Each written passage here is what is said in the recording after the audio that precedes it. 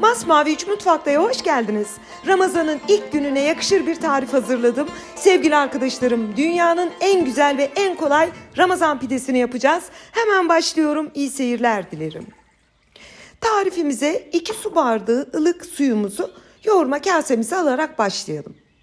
1 tatlı kaşığı dolusu tuz, 1 paket mayamızı ekleyelim ve güzelce tel çırpıcımızla karıştıralım. Yani maya tamamen erimiş olsun. Şimdi 1 yemek kaşığı lezzet unu ekleyelim. Evde ne varsa. Tam buğday olur, siyez olur. Ben mesela kara kılçık unu ekledim. İstediğiniz un olabilir. Yoksa da önemli değil ama çok güzel bir lezzet katar.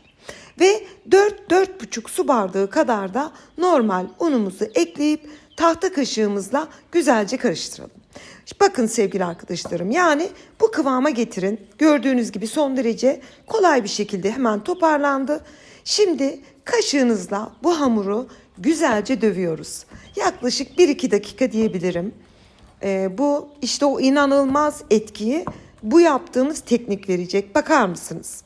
Bu kıvama getirin. Ben 2 dakika böyle kaşığın yan tarafıyla döverek bu kıvama getirdim. Şu anda hamurumuz tamam. Yoğurmak yok. Hiç uğraşmayacaksınız. Hemen bir hamur kartıyla ortaya doğru hamurun kıyısını, köşesini temizleyerek katlıyorum.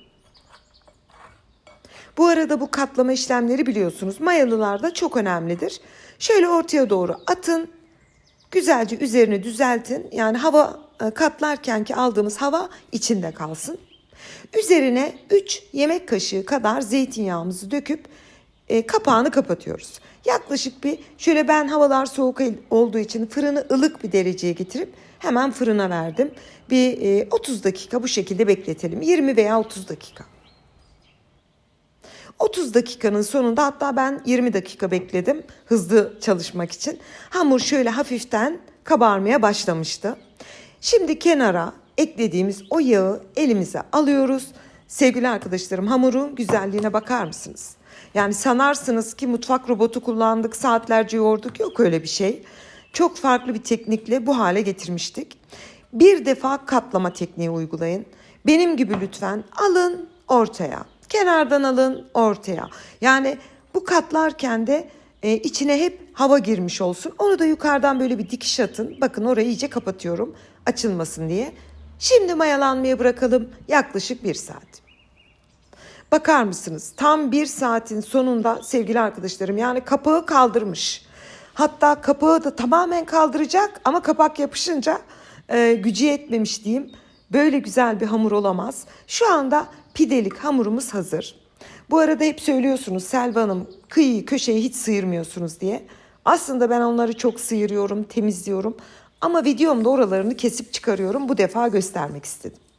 Şimdi yağlı kağıt sermiş olduğumuz tepsiye bolca tam buğday unu serpelim. Yani herhangi bir un olur ama beyaz un olmasın, hani kolay çalışmanız için. Ve mayası gelmiş hamurumuzu bu şekilde tepsinin üzerine alalım. Yani tezgahı da batırmıyorum, bakın. İnanın ki çok iddialıyım. Olabilecek en güzel pideyi yapacaksınız sevgili arkadaşlarım. Şimdi tepsiye aldım. Lütfen dikkatli izleyin. Bakın, ortaya doğru katlıyorum.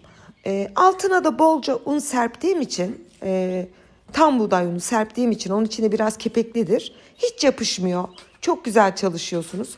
Ortaya doğru katlayıp yavaşça ters çevirdim ve şöyle size bir gösteriyorum. Yani bu esnada bile zaten siz tarifi uygularken hamurun güzelliğini fark ediyorsunuz. Hamur elinizin altında şahane bir şekli var. Şimdi kenarlarına birazcık daha un serptim ve çok fazla kabarcıkları söndürmeden, yani bu çalışmayı yaparken çok pat küt hamuru şey yapmayın, örselemeyin. Zannedin ki orada bir bebek var. Onu böyle yavaş yavaş uyandırmadan diyeyim, elinizde çekiştirerek şöyle bir yerleştirin. Birazcık büyüttüm, çok hafif düzelttim ve şimdi istediğimiz kıvama geldi. Bakın üzerindeki kabarcıklar çıkmaya başladı bile. Bir mutfak havlusu örtelim, 30 dakika dinlendirelim. Yüzeyine süreceğimiz şifamız için 1 yumurta sarısı, 2 yemek kaşığı soğuk su, 1 tatlı kaşığı da unumuzu ekleyelim. Bir fiske de tuz ilave edip tel çırpıcıyla bu karışımı pürüzsüz bir hale getirelim. Şifayı birçok teknikle yapabilirsiniz. Benim en sevdiğim bu teknik. Hem çok kolay hem çok lezzetli. Bir de yumurta kokusu sıfır. Hiç kalmıyor. Onu da belirteyim size. Şimdi 30 dakikanın sonunda Ramazan pidemizin mayası geldi. Nasıl anlatsam? Aslında videoyu dikkatli izleyince hemen fark edeceksiniz. Bu nasıl bir hamur diye. Çok güzel bir hamurumuz var. Şimdi bir fırça yardımıyla yine pidemizi söndürmeden yüzeyine çok nazikçe dokunarak şifanın hepsini sürelim. Kabarcıklara lütfen dikkat edin. Ve şekil vermeye başlıyorum. Ben bu şekilde bildiğimiz klasik pide şekli verdim. Siz izlerken hemen size birkaç fikir vermek isterim. Bu hamurdan ince istiyorsanız 2 adet pide de yapabilirsiniz. Yani hamurunuzu 2 yağlı tepsi hazırlayın. Hamuru böyle göz kararı ortadan yarısını bir tepsiye, yarısını bir tepsiye aktarın. Daha sonra katlayın. Aynı şekli, aynı İşlemi uygulayın. Lütfen bu arada kabarcıklara bakın. Sanarsınız bir ekşi maya yaptık veya günlerce uğraştık. Biliyorsunuz ben bayılıyorum mutfaktaki bazı çok öyle diyorlar ya işte bir gün mayalanacak, 3 gün duracak, onları yıkmaya. Mesela bakar mısınız böyle güzel bir kabarcıklı pide olamaz. Şimdi kenarlarına susam serperek, ortasına da susam ve çörek otu serperek bitiriyorum. Yani tam yumurtalı bir Ramazan pidesi yapıyoruz bugün. Ramazan'ın ilk gününe çok yakışacağını tahmin ettiğim için çok farklı ve çok kolay bir tarif hazırladım sizlere. Bakın sevgili arkadaşlarım, kendi zaten puf puf kabarmaya başladı. Şimdi pidemizi önceden ısınmış alt üst ayar 230 derece fırına 30-35 dakika pişmeye gönderdik. Çok kaynar bir fırına vermemiz gerekiyor. Bu arada ben böyle minik çekimler yapıp size maviyi gösteriyorum. Mavinin de çok seveni var. Mavi ben fırına verince bahçeye çıktı. Onu da hemen kaydettim. Ve tam 35 dakika pişirdim. Altını mutlaka kontrol edin fırından çıkarmadan önce. Altı da kızarmış mı? Ve Ramazan pidesini fırından çıkardım. Evdeki kokuyu anlatamam. Şu an çok sıcak, çok kaynar. Hatta ben fırından çıkardım. 10 dakika sonra sunumu, çekim yaptım. Hani gün ışığını kullanabilmek için. Lütfen doku testinde dikkat edin. Resmen buharlar çıkıyor ama gözenekleri inanılmaz.